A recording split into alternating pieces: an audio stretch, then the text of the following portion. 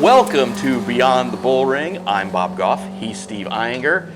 Racing is on Friday night this week because the Mars cars are in town, and when the Mars cars are in town, the cars are the stars. wow. Are these Elon Musk cars being Mars cars? Is he getting us to Mars? Does he have anything to do with this? Well, if they were Elon Musk cars, they'd probably have guards at the pits right now. But I think we're all safe. They'd be a little pricier then, you think? Yeah. So well, maybe not. Do you think though. we'll ever have Tesla racing? No. Electric cars will ever race? No, because people love the noise. They love the noise. They love the smell. The smell and the noise, yeah. And you don't go fast enough in an electric car to like burn rubber or anything. No, you'd probably fall asleep watching electric cars race. It'd be like you had little electric cars, the ones that had the grooves in them when you raced them as a kid. It'd be like that, right? I'll tell you, I was thinking this morning, first thing I thought of when I woke up, Friday night out at the Bullring, that late model feature is going to have 22, 25 cars, 900 horsepower each, and the sound and the smell when they come out of turn 4 for that start, I mean, your ears actually hurt. It's so great. Yeah. Yeah. No, it's a lot of fun, and I think it'll be on Friday night. I think they'll have a packed house. I think it's just going to be a heck of a show. It should be. There's no reason it shouldn't be, because there should be a lot of quality drivers there, both among the late models and the modifieds. And I mean, the Mars cars have always put on a good show out there. Sometimes, and the Hell Tour is always the top dog, and they'll be here in June. But as far as competition goes, the features have been actually more entertaining with the Mars series. Yeah, no, it's and again, this is a national circuit, correct? It's based regional, I guess. Yeah, regional. It's based out of Decatur, I believe now, or Decatur, Okay. Bloomington, somewhere over in that area. But they draw from a pretty good area, so there'll be a lot of good drivers there Friday night. And this is not a points race, though, correct? Or is it? Locally? For the local guys? No. Okay. It's a Mars points race. Yes, that's what I meant. Not locally, no. So they'll get a week off after their first 3 weeks of competition. Is anybody running away with the field yet? No. Everything's balanced in all 3 of those series, or all 6 of those series out of Quincy for the weekly stuff. That's been kind of fun to watch unfold, because really by the first month, 3 weeks to month, somebody's standing out. I really haven't seen that yet. No, have we had any repeat feature winners yet?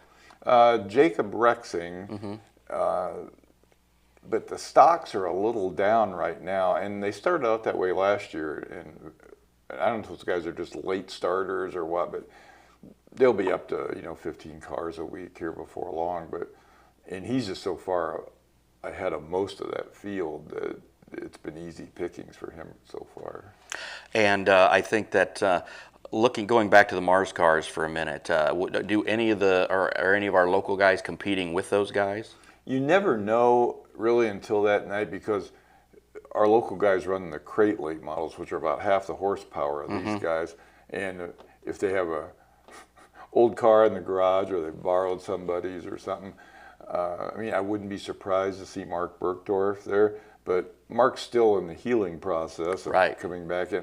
I don't know. I don't know if he's going to be there, to be honest. I think that a lot of these guys would like to have a chance to run with those, and you talked about maybe having a spare car.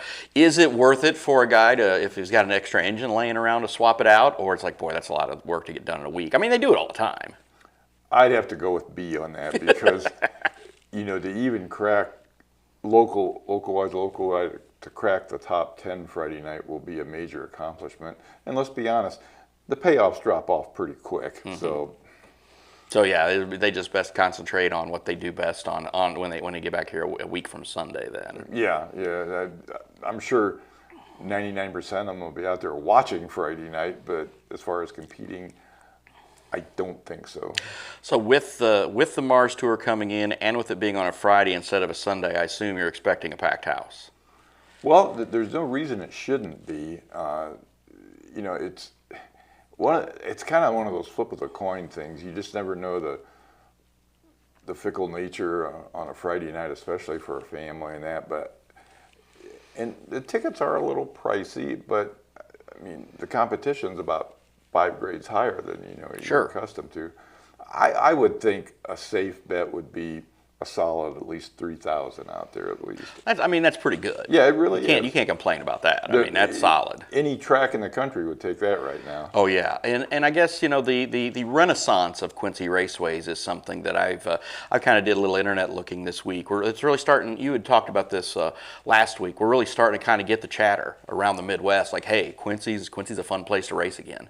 Definitely, most definitely. And you're probably looking at some of the same things I do, and just the conversations with the guys in the pits each week. You can tell, and that we're going to be seeing, I think, a lot of new faces, or faces we haven't seen for a while,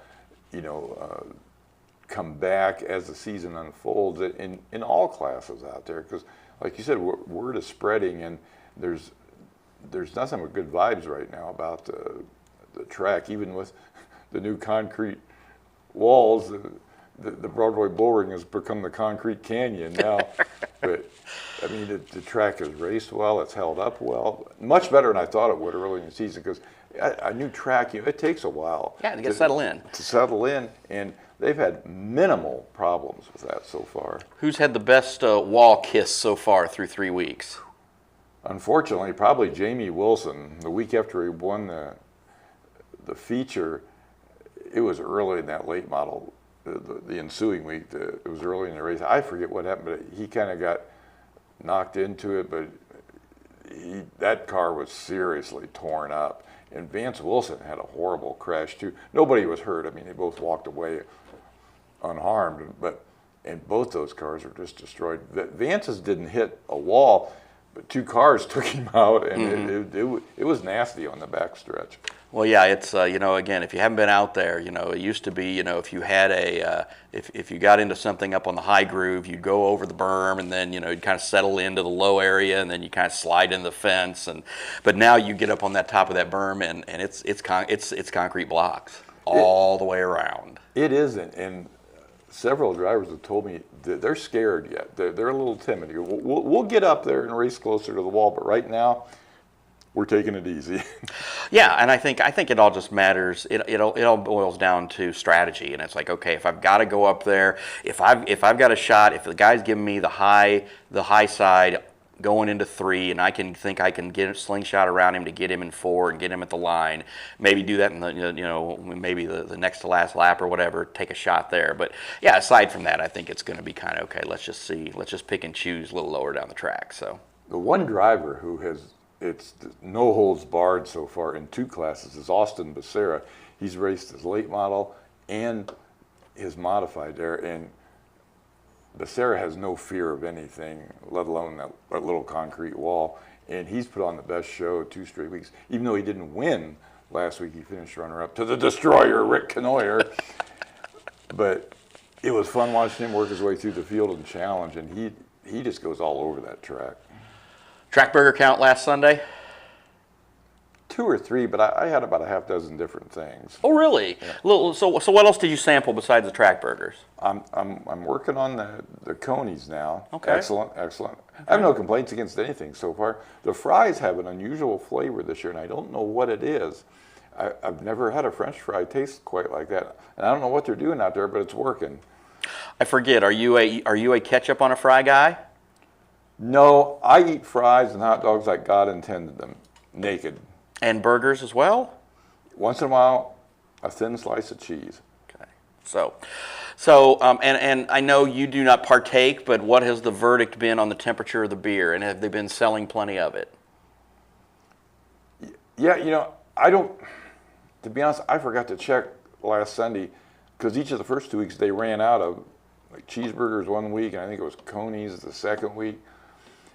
And I don't know if they ran out of anything this past week or not. The crowd was a little down last week as the car. It was Mother's Day. Mother's Day, and traditionally that's the case. But it was funny, the cars that were there, they were probably missing 15 to 20 cars. But the cars that were there was no weaklings. Right. It was a good field. Yeah. That's why all the features were just quality. Well, I know our friends at Ranella will certainly make sure that the beer flows freely, and I'm sure it'll be just the right temperature. So I'll trust you on that one. frosty, like I want it frosty. I want it ice cold, as beer should be.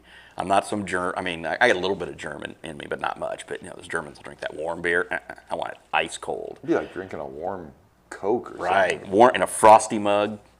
Now, I know you can't get the frosty mug out there, but that's okay. But yeah, you go to several of our local establishments here, we'll get you the nice frosty mug, and that is the best way to enjoy a fine draft. I'll take your word on it. All right.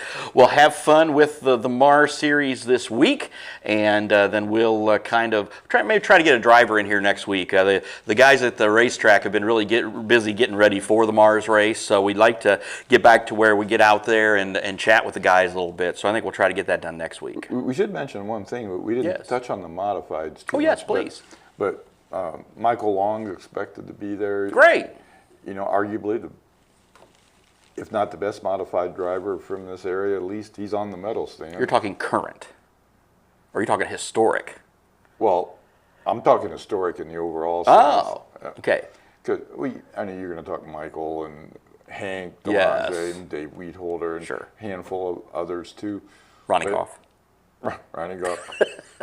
But it's hard when you talk Michael Long to not. No, he's had a great career. He He's has up a- there, no doubt about it. I just want to make sure give Henry and some of the other guys some love. So And he's two-time defending Mars Series champion too. So Mars Modifieds. Mars Modifieds. Oh, yeah. okay. So And he's at the point now where it's like watching a scientist at work out there on the track. If you've watched him over there, you kind of know what he likes to do and when and where he's going to do it. But getting it done is a completely different thing. He gets it done, and like I said, he's not only one of the best in the Midwest, but he's one of the best in the country, and you can tell by the national point standings. sure. And things. So, No, he's always been a phenomenal driver, and of course his dad Stanley, of course, built motors and stuff for years. Of course, a kart legend and a racing legend, and his sister was a pretty good driver too, Mary Kay, back in the day. So. Oh yeah. And then of course Marilyn was a longtime scorekeeper. So the Long family's right up there with the Scotts and the Traders when it comes to racing royal families here in Quincy, no doubt about it. No argument there. All right. Well, have fun on Friday. There's no question that'll happen. All right. We'll see you next week.